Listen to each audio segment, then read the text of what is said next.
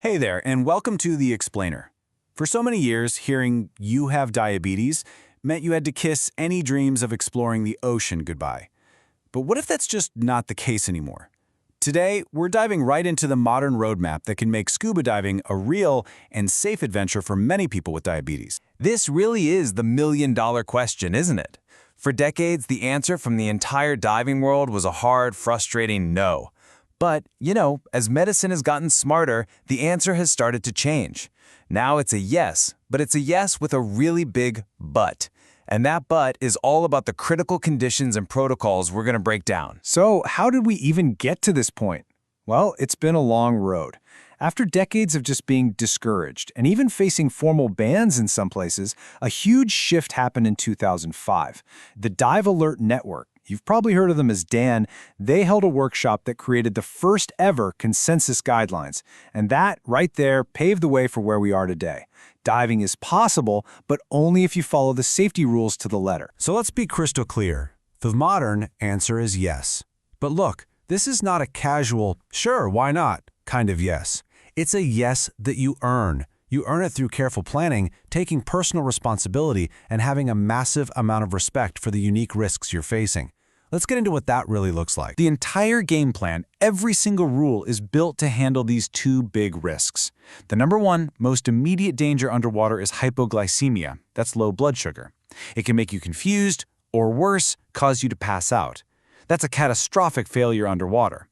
But on the flip side, hyperglycemia, high blood sugar, is also a problem because it can mess with your judgment.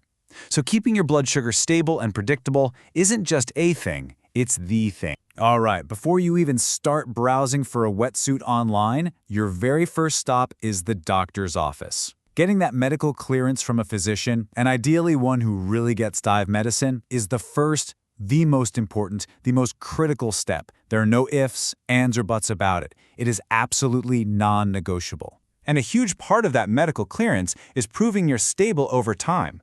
Your doctor needs to see a solid track record. For someone with type 1 diabetes, that means you need at least a full year of stable, predictable management on your insulin therapy. For type 2 folks on oral meds, it's at least 3 months. This history proves that your condition is under control and, crucially, that it's predictable.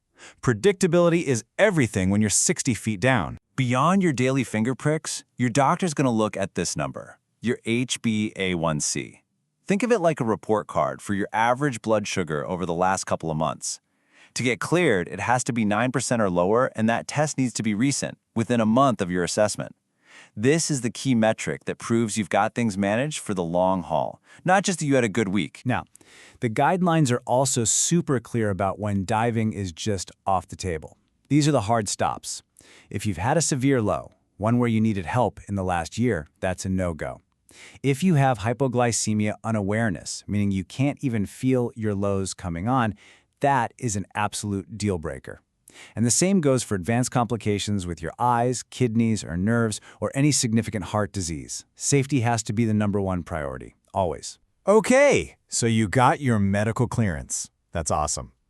Now, the responsibility really shifts onto your shoulders on dive day. Every single dive, every single time, has to start with this strict pre-dive safety ritual.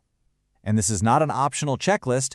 You have to think of it as a piece of your dive gear, just as important as your regulator or your air tank. This ritual is all about 3 mandatory blood sugar checks. One at 60 minutes out, another at 30 minutes, and one final check right before you hit the water.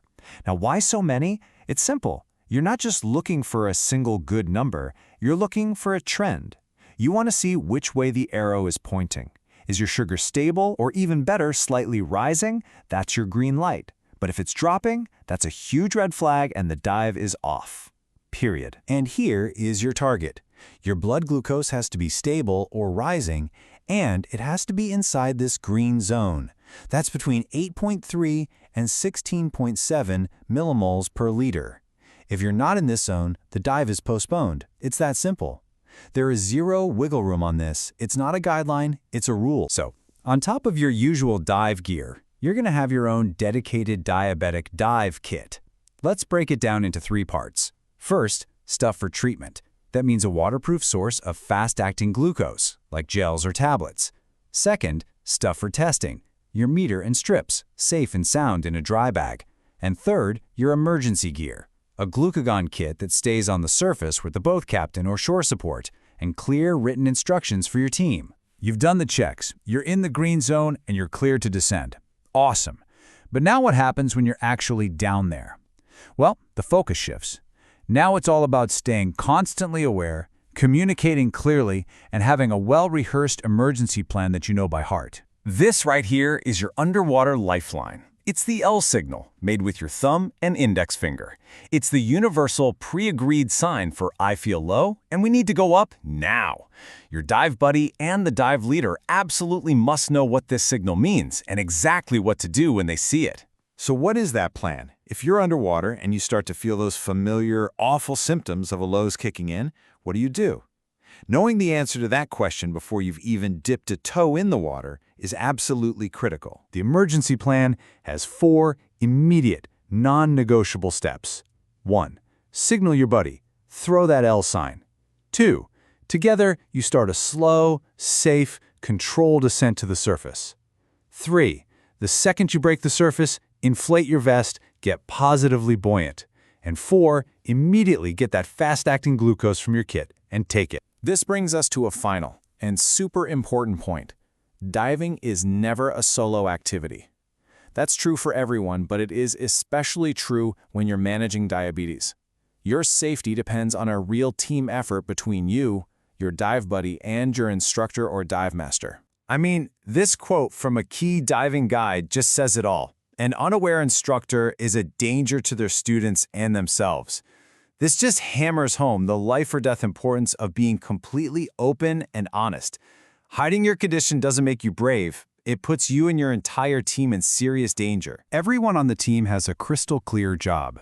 Your job as the diver is to be upfront about your condition and to follow every single protocol.